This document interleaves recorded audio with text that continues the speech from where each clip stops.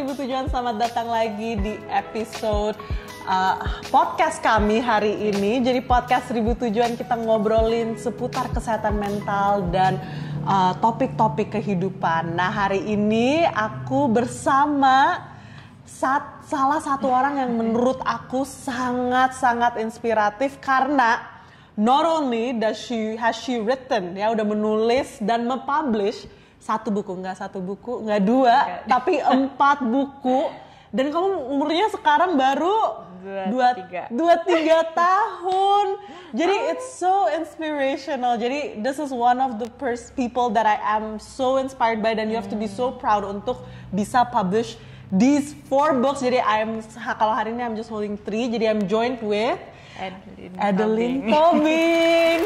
Thank you. Jadi Adeline Tobing, did I make an introduction correct for you atau benar. Do you want to introduce yourself? Kayaknya udah semua deh kan. Iya, jadi Adeline ini author ya, a writer, penulis, dan emang beneran penulis karena published. Jadi ada 3 buku, jadi yang I'm holding. Jadi mungkin bisa kamu mau bahas kali ya salah satu-satu. Boleh. What are these books? Topik-topiknya apa aja? Aku suka nulis tentang mental health.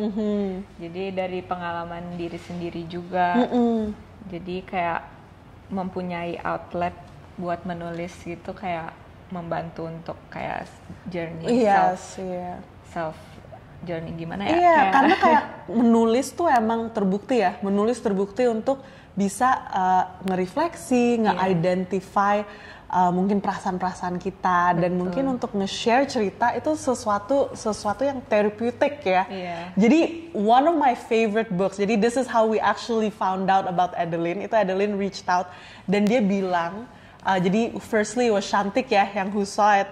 Dia bilang, wah, I'm published a book namanya The Merry-Go-Round of Thoughts, dan itu for me judulnya itu sangat-sangat kreatif. Dulu I used to study film ya. Jadi I am so amazed dengan judul ini. Jadi the first book yang mungkin I read juga ini lebih tentang anxiety experience. Experience of overthinking. Jadi the merry-go-round thoughts, karena kalau kita naik di merry-go-round kan muter. Iya. And so I thought it was a really good long essay menurut aku ya, tentang short depiction of how it feels like untuk punya anxiety dan overthinking. Nah, the other 2 books ini dalam bahasa Indonesia dan kalian bisa dapetin di Kinokuniya. Semuanya. Yes, 3-tiganya bisa di Kinokuniya. Jadi yang ini hitam putih dan yang ini Diary Ungu. Jadi again tentang perjalanan kesehatan mental Adeline dan your story and all these things. I'm not gonna spoiler ya, aku nggak akan spoiler. Cuman sangat-sangat well written dan inspirational. Nah, I wanna ask dong, what made you? Karena you did mention ya kayak writing tuh therapeutic. Tapi ada alasan lain nggak kenapa kamu mau share your story dan menulis buku ini? Alasannya pertama sih karena aku suka baca buku kan. Dan waktu itu aku ngebaca buku tentang kayak cerita journey orang juga gitu di dunia di mental illness-nya mereka gitu kan. Dan aku kayak merasa relate gitu. Jadi pas aku dapetin kayak kata-kata yang mengekspresikan apa yang aku rasain, itu kok rasanya ada, bukan lega sih, maksudnya kayak merasa nggak sendiri. Jadi kayak aku mikir di dunia gini tuh banyak yang sama kayak aku. Jadi aku pengen kayak berkontribusi juga gitu. Jadi mau open the conversation, soalnya dulu aku tuh orangnya nggak pernah mau membukakan sharing gitu. Jadi kayak takut, merasa kayak sendiri banget, merasa sendiri, terus kayak nggak bakalan ada yang ngerti. Tapi dengan nulis kayak gini, terus untungnya kayak pada supportive ya. Jadi kayak orang yang baca ada yang bilang kayak jadi kayak lebih ngerti tentang anxiety depression gitu. Jadinya itu sih alasannya jadi mau reach out. I think it's such a beautiful thing ya, kayak sharing your story itu takes a lot of courage. Sangat berani untuk share story. Dan as you said beneran, kayak pas kita baca banyak perjalanan orang dan struggles mereka dan gimana mereka bisa ngelewatinnya, kita will feel less alone. Jadi again ya, I will probably say this repeatedly, tapi it's an amazing thing that you did dan juga something yang sangat strong, sangat kuat untuk bisa share that story. Nah, how did you find the courage? Kamu gimana caranya mempunyai keberanian itu untuk oke, sekarang aku mau nih share cerita aku. Iya. Ya. Pertama itu alasannya karena kakakku yang aku yang pertama kali cerita tentang ya kayak something's not right gitu. Tapi kayak aku nggak tahu apa gitu kan ya. Terus aku juga nggak begitu tahu dunia mental health kan. Jadi aku merasa lonely banget. Terus aku ceritanya ke kakakku beda 5 tahun sama aku. Jadi memang agak jauh. Cuman untungnya kita dekat. Terus dia bilang coba ke psikiater aja atau ke psikolog dulu. Terus aku kayak awalnya nggak mau kayak mikir kayak nggak bakalan bisa ditolong gitu, kayak mereka nggak bakalan bisa ngerti, masih kayak gitu pemikirannya. Tapi karena di encourage sama kakak, didukung gitu, aku jadinya memutuskan untuk ke professional help gitu. Dan dari situlah mulai kayak aku mikir kayak iya juga ya kalau misalnya kita lebih jujur dengan I guess lebih kayak ya membukakan diri lah gitu, untuk being vulnerable di depan orang lain gitu, kayak membukakan pintu untuk bisa lebih ini sih menurutku mengenal diri kita sendiri. Bisa jadi, mengenal masa lalu kita juga. Betul. Jadi kayak ya itu yang aku suka kalimat yang kalau first step to healing itu kayak acknowledge your past gitu. I think it's very important ya, karena kita tuh terbentuk dari masa lalu kita, experience kita, dan mungkin banyak dari kita yang kalau meng-experience sesuatu yang serem or traumatic, kita biasanya box it up, taruh di belakang tanpa kita sadar bahwa berdampak dengan sehari-hari kita gitu ya. Jadi one of the ways itu untuk mencari bantuan ke psikolog, ke psikiater, dan di situ kita bisa membuka dan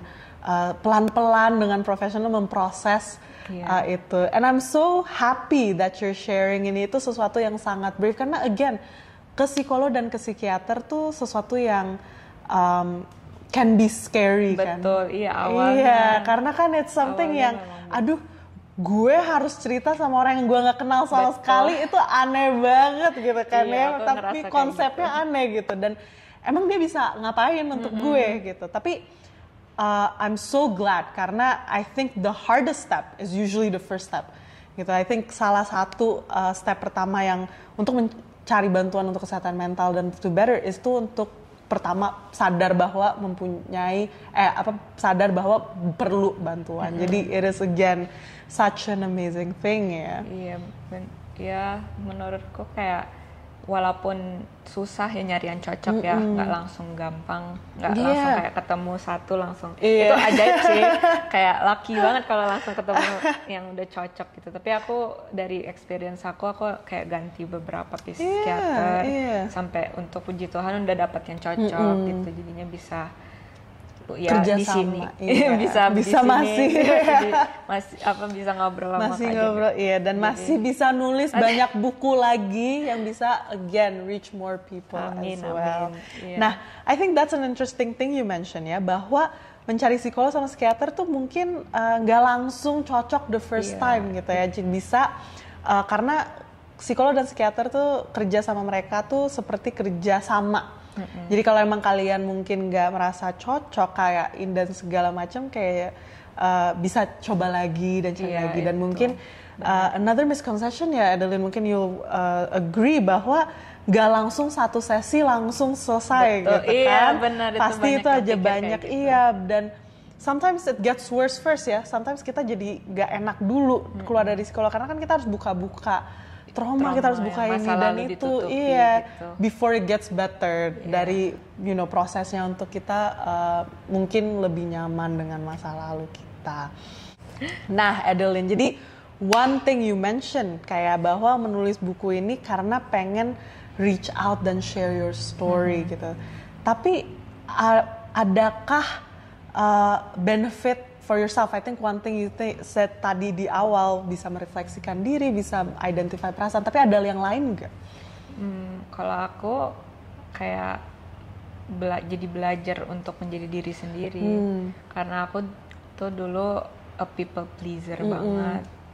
Jadi pasti mau avoid conflict at all cost gitu, kayak nggak mau. Jadi kalau ada orang kayak nggak baik sama aku atau nyakitin aku gitu, pasti aku pendem, nggak mau speak up gitu lah ya. Jadi dari refleksi, terus juga nulis, terus ke psikiater gitu. Mereka kayak membantu aku untuk kayak, Adeline tuh kamu jadi diri kamu sendiri aja, jangan merasa harus pleasing semua orang gitu, menjadi apa yang orang lain inginkan. Jadi are you saying kayak dengan proses mencari bantuan dan juga menulis buku ini, kamu merasa kamu tidak harus sembunyi lagi? Betul, itu maksudnya. Kamu nggak ngerasa kamu you can be yourself, dan mungkin dulu kamu sembunyi-sembunyiin karena mungkin when you do show who you are atau your personality suka di shutdown dan stuff like that gitu ya. Jadi mungkin sekarang kamu mungkin bisa merasa bahwa being yourself is an amazing thing. And I do agree, gimana ya, maksudnya udah nulis buku kayak be yourself girl, kayak I wanna be you when I grow up loh. Oh ya apa? Makasih kok.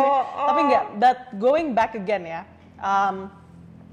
I think that's a beautiful thing tentang writing dan sharing your story, mencari bantuan, getting connected with yourself and stuff like that, itu bahwa kita bisa mengenal diri kita sendiri lebih dalam lagi, dan di situ kita ngerasa kita nggak bisa ngumpet lagi, dan we can be fully ourselves in our own skin.